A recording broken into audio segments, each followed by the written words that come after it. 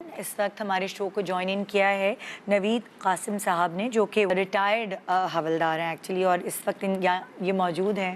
میں ان کو ویلکم کروں گی شو پہ. السلام علیکم. مجھے نہیں پتا، اور مجھے اتنے اندازہ بھی نہیں ہو رہا آپ سے مل کے، اگر مجھے نہ پتا ہوتا کہ آپ نے گولی کھائی ہے اور آئی تھنک آنکھ پہ کھائی ہے. جی جی، آنکھ میری شہید ہو گئی تھی 2008 کے آپریشن رائے حق میں. وہ تو ان لوگوں نے مجھے بتایا، نہیں تو میں پتہ نہیں لگا سکتی بالکل بھی.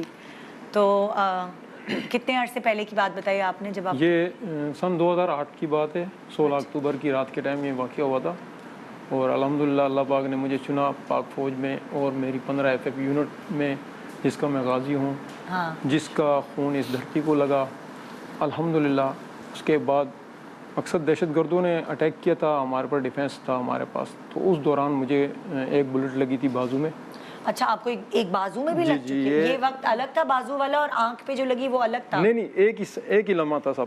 یہ یہاں پر لگی تھی بازو میں گولی، اور یہاں سے نکل گئی تھی، اور مجھے پتہ نہیں چلا تھا. آپ یقین کریں کہ اللہ پاک کی طرف سے ایسا ایک اس وردی کے اندر تحفہ ہے کہ نہ ہی کوئی ڈر، نہ ہی کوئی خوف، اور نہ آپ ہی. کو یاد ہے پھر آپ کو کس طرح بچایا، آپ کو کیسے لے کے، آپ کے ساتھی جو ہیں وہ کیسے؟ جب یعنی کہ ہم ان کا حملہ پسپا کر رہے تھے، ان کے یعنی کہ ان کو جواب دے رہے تھے، اس دوران میری تقریباً مجھے گولی لگ چکی تھی، لیکن مجھے پتہ نہیں تھا. لیکن ویپن میرے ہاتھ سے گر گیا. مجھے اس ٹائم پتہ چلا، محسوس ہوا کہ میرے ساتھ کچھ ہو چکا ہے. مجھے ساتھ والے ساتھی نے بلیک آؤٹ. ویپن ہاتھ سے گر گیا، وہ جیسے ویکنس ہو گئی ہاتھ میں اس طرح؟ ہاتھ ایسے ہو گیا میرا، یعنی کہ جان ختم ہو گئی، خون ختم ہو گیا تھا، بلیڈنگ اتنی ہو گئی تھی. تو وہ ویپن جب گرا تو مجھے پتہ چلا میرے ساتھ کچھ ہوا ہے. تو اس جیسے ہی میں نے دیکھا میرے ساتھ کچھ ہوا ہے، تو انہوں نے راکٹ فائر کیا. تو ایک اسپلنٹر اڑا سیدھا میری آنکھ میں چلا گیا. اور دونوں میں صرف یہ سوچتی ہوں کہ ایک عام انسان کو اگر کوئی ایک چیز بھی آنکھ میں چلی جاتی ہے تو وہ تکلیف ایسی ہوتی ہے کہ آپ تڑپ جاتے ہو. آپ کے کسی طرح پانی ملے اور وہ چیز آنکھ سے آپ باہر نکالو، مطلب آنکھ ایک بھی باریک تنکا بھی برداشت نہیں کر سکتی. اور آپ کو کیا کہتے ہیں، کیا اس کو کیا کہتے ہیں؟ اسپلنٹر گیا تھا، یعنی کہ ایک آگ کا شعلہ ہوتا ہے اور لاوے کی طرح ہوتا ہے. وہ اس سے جب نکلتا ہے، وہ یعنی کہ جہاں تک جاتا ہے اس کو ڈیمیج کرتا ہوا جاتا ہے. ہو سکتا ہے یہاں سے پار بھی چلا جاتا، لیکن تھوڑے فاصلے پر انہوں نے مارا تھا، ان سے نشانہ غلط ہوا یا اندھیرے میں مارا. تو یہ ایک مقصد آنکھ میں لگ گیا اور ادھر گولی لگ گئی. اس کے باوجود الحمدللہ یقین مانے کہ وہ وقت اللہ کے سامنے تھا. کچھ محسوس نہیں ہو رہا تھا مجھے کہ میرے ساتھ کیا ہوا ہے. خالی یہ تھا کہ میں پٹی کرا لوں. جب پٹی کرانے کے لیے گیا، وہاں پر ایک جو ڈاکٹر صاحب تھے، اللہ پاک ان کی شہادت قبول کرے، وہ بالکل ہی مقصد 18-20 گولیاں لگی ہوئی تھی. وہ شہید ہو چکے تھے، کیپٹن شرجیل. اور ان کو جب میں نے دیکھا تو مجھے اپنا خون اور اپنا دکھ بھول گیا. وہ ایک ایسا وقت تھا، بالکل وہ ایک ہی لفظ ان کے منہ میں تھا. اپنی والدہ سے بات کر رہے تھے وہ فون پر، اور فون سے آواز آ رہی تھی شرجیل شرجیل شرجیل، اور وہ جواب نہیں دے پا رہے تھے. مقصد ہم ڈاکٹر صاحب کے پاس پہنچے تھے، اندھا دھن، یعنی کہ بہت ایک قسم کا ماحول خراب تھا وہاں کا. دہشت گرد اتنے منظم تھے کہ آپ کی سوچ سے بڑھ کر ہے. تو اور ہم سب اس دہشت گردی کو ہمارے جوانوں نے سہا ہے. دنیا کیا جانے کہ ہمارے اوپر کیا بیتا ہے اس دہشت گردی کی وجہ سے.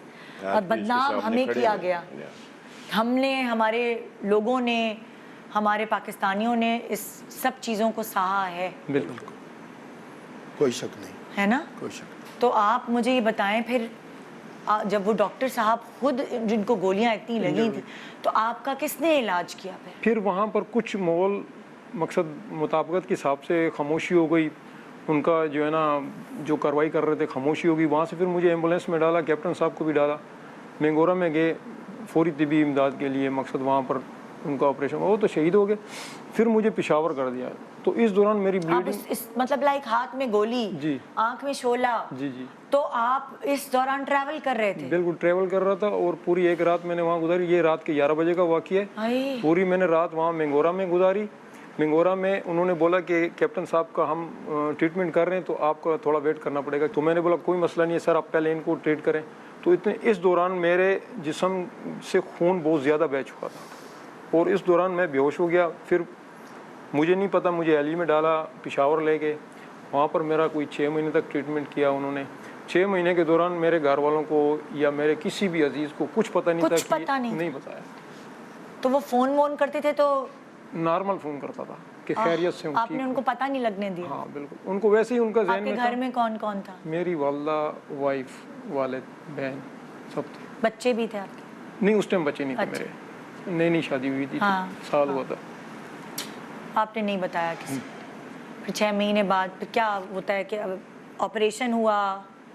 फिर ये होगा कि जिस टाइम पर मैं ठीक हो गया, पाक फ़ौज ने बेहतरीन इलाज किया, उसके बाद दिल में ख्वाहिश उठी घर में जाएं।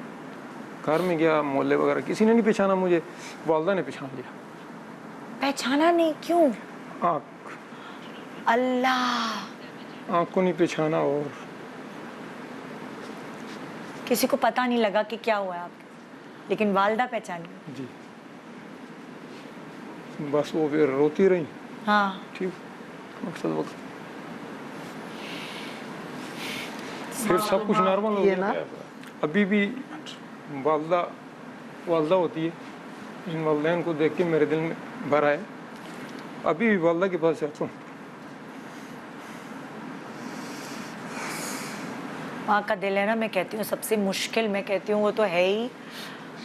ऐसा नहीं है वालिद जो है वो करीब नहीं होते औलाद के, लेकिन वालदा का दिल अल्लाह ताला ने ऐसा नाजुक और इतना ज़्यादा औलाद के करीब बनाया है कि बड़ी मैं सलाम पेश करती हूँ उन माँओं को जो अपने बच्चों को इजाज़त दे देती हैं कि आप चले जाओ, क्योंकि ये तो है ही ख़तरे का काम ना, ये कोई ऐसा काम तो नहीं है, लेकिन सबको पता है। माओं के लिए या माँ बाप के लिए या उन फैमिलीज़ के लिए हमें ये सोचना होगा कि मुल्क है तो इसकी हिफाजत भी ज़रूरी है। बेशक उसकी हिफाजत के लिए हम बाहर से कोई कमोडिटी तो नहीं है ये जो इम्पोर्ट कर लेंगे, बिल्कुल। हमारे ही बच्चे जाएंगे हाँ, और आइंदा क्या? भी बिल्कुल यही पाकिस्तानियों के बच्चे जाने, दिल बड़ा रखें, कोई बात बिल्कुल बिल्कुल